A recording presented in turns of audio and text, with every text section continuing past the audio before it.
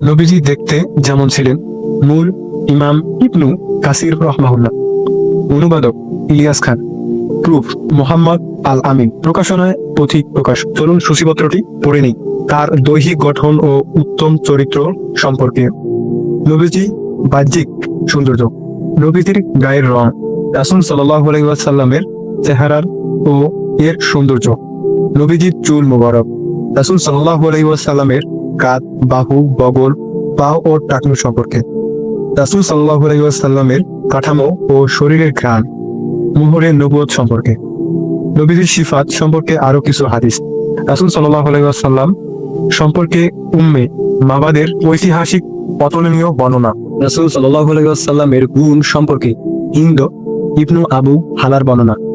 নবীজির মহৎ চরিত্র সম্পর্কে। রাসূল সাল্লাল্লাহু আলাইহি ওয়াসাল্লামের উদারতা ও দানশীলতা।